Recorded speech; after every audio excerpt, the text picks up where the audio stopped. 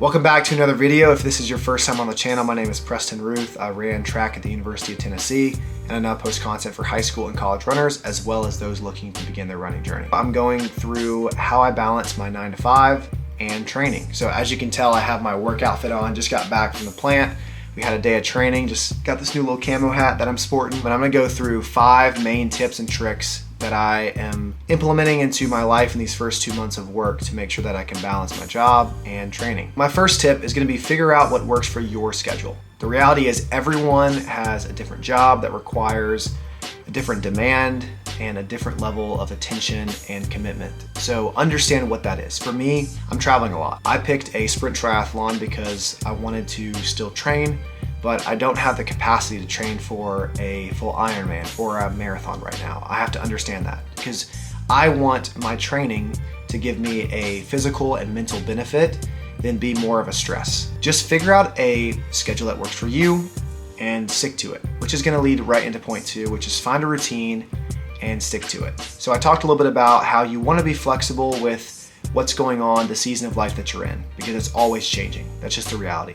In each season that you're in, find a routine and a plan that matches that. Intentionally structuring and planning out my days by assigning windows of time to each of my tasks, from work to training to content, it actually allows me to be more flexible with this free time. So my piece of advice for all you runners or just anyone training that's in a 9 to 5 is take some time, especially I do it on Sundays, but take some time to plan ahead, block off these activities throughout your week to make it easier for you to be more efficient and to use your time better.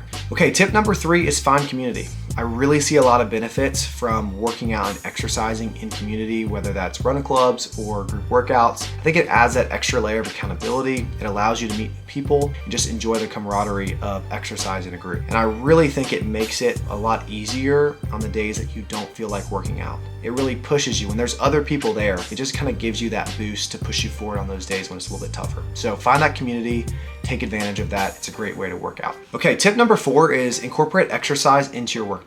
So going back to point 1, I know everyone's job is different, so the flexibility and schedule of what your day will differ from person to person, but I've really found a lot of benefits from working in exercise into my workday. For me, that is taking sporadic walks between calls. It really gets my legs moving, the blood flowing in my brain. I feel a lot sharper, just a lot more focused, and it allows me to kind of have that alertness and just feel more energetic as the day goes on. When I get home from work, it's really easy to just want to slouch, want to lounge around, do nothing, watch Netflix, but I really find it that I get a second wind when I go down to the gym, I walk for 5 or 10 minutes, it just gets that blood flowing again. In a corporate job where it's easy to sit for 8 or 9 hours a day, being intentional to go do these things will be the biggest difference. They're the little things that will compound over time. It's just like making small deposits into a bank. Right now, it doesn't seem that big. Going for that walk, that run, going for that lift, if you lose those habits and you don't start them now when work is just beginning, you'll never start them. You'll be 20, 30 years into your job with bad habits and then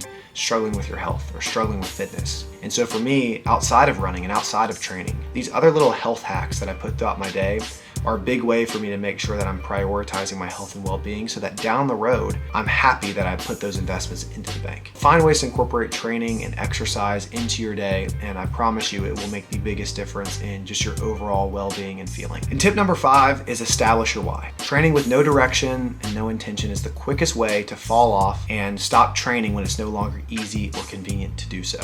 Most people struggle to be consistent with training not because of a lack of ability, but a lack of clarity of why they're doing it. A lot of the reason for burnout comes from mismanaged expectations. It's not what you're doing, but why you're doing it. It's so easy to burn out in a job, in a relationship, in training when you don't really truly understand the root of why you're doing it. I take some time to figure out what that why is. What is my why for my job right now? What is my why for this triathlon? I write that down, I have that visible, and I remind myself of that on the days when it's really easy to want to throw in the towel, to take the easy route, to just skip on that workout, to maybe cut some corners at work. It's something for me that has made a huge difference to kind of keep me on the path toward training, and that why is going to continue to get you through, help you be disciplined on those days when there's no motivation. So that is all for today's video. If you have not, be sure to subscribe to the channel. I'm posting videos every single week. I've committed to that until the new year. Thank you guys for watching. Be sure to stay tuned for more.